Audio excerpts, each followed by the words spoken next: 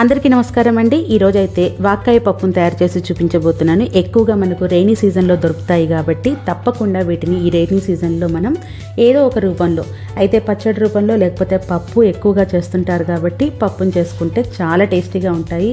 ఉట్టిదే ఒకసారి తిని చూస్తే దాని పులుపు ఎంత ఉంటుందనేది మీకు తెలుస్తుంది. సో పప్పు తయారు చేసుకునేటప్పుడు మాత్రం ముందుగా వాక్కాయలను అయితే శుభ్రంగా వాటర్తో కడిగేసుకొని తర్వాత ఇలా హాఫ్కి చేసేసుకొని మధ్యలో ఉండేటటువంటి భాగాన్ని తీసేసుకోవాలి. ఎందుకంటే ఇది వగరుగా ఉంటుంది కాబట్టి తప్పకుండా ఆ పార్ట్ని అయితే రిమూవ్ చేయాల్సి ఉంటుంది. ఇలా అన్ని వాక్కాయల్ని కూడా సగానికి కట్ చేసుకొని అన్నిట్లో ఉండేటటువంటి ఆ పార్ట్ని అయితే తీసేసి పక్కన పెట్టేసుకోవాలి. సీజన్లో దొరికే ఈ వాక్కాయలకు స్పెషాలిటీ ఏంటంటే కిడ్నీస్లో స్టోన్స్ ఉన్న వాళ్ళు తినడం వల్ల కిడ్నీ స్టోన్స్ తగ్గుతాయి. అలాగే డైజెషన్కి కూడా మంచిగా ఉపయోగపడుతుంది. గుండె జబ్బుల్ని కూడా నివారిస్తుంది. విటమిన్ సి అనేది వీటిలో పుష్కలంగా ఉంటుంది. సో మీకు దొరికితే మాత్రం అస్సలు మిస్ చేసుకోకుండా యూస్ చేసుకోండి. ఇలా అన్నీ తయారు చేసి పక్కన పెట్టుకున్న తర్వాత ఇప్పుడు కుక్కర్లోకి ఒక గ్లాసు 3/4 కందిపప్పు 1/4 పెసరపప్పును వేసుకోండి. తర్వాత వాటర్ని వేసి కారంగా ఉన్న పచ్చిమిరపకాయలని ఒక 4-5 లేదంటే 6-7 వేసుకొని వాక్కాయలు వేసుకొని పసుపు వేసుకొని 2 విజిల్స్ వచ్చే వరకు ఉడికించండి. తర్వాత ఆవిరిపోయిన తర్వాత కుక్కర్ మూత తీసి మనకు చక్కగా ఉడికిపోతాయి. పైన మెదుపుకోండి, మరి పేస్ట్ లాగా అయితే చేసుకోవద్దు.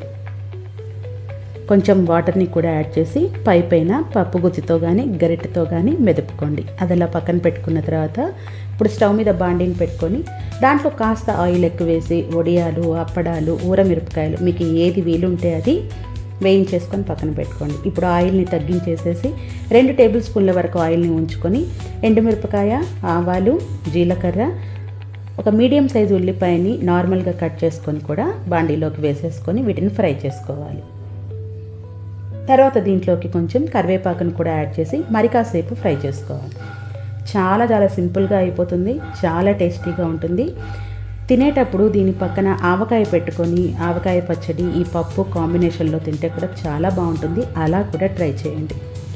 ఉల్లిపాయ వేగిన తర్వాత పప్పును కూడా వేసేసి దీంట్లో కాసిన్ని వాటర్ని యాడ్ చేసుకోవాలి. తర్వాత తగినంత ఉప్పు, తర్వాత కారాన్ని వేసుకోండి. నేనైతే 1 స్పూన్ గొడ్డు కారం, 1 స్పూన్ సాంబార్ కారం వేసుకున్నాను. అచ్చంగా పచ్చిమిర్చి కారంతో కూడా చేసుకోవచ్చు. మీకు ఎలా నచ్చితే అలా చేసుకోండి. ఇలా అయితే టేస్ట్ అనేది చాలా బాగుంటుంది. ఒకసారి మొత్తం కలిపేసుకొని మూత పెట్టేసి 4-5 నిమిషాల వరకు ఉడికించాలి. ఫ్లేమ్ని సిమ్లో పెట్టుకొని ఉడికించుకోవాలి. తర్వాత 4-5 నిమిషాల తర్వాత మూత తీసేసి కొత్తిమీర చల్లుకున్నాము అంటే వేడి అన్నంలోకి సూపర్గా ఉండే వాక్కాయ పప్పు అయితే రెడీ అయిపోతుంది.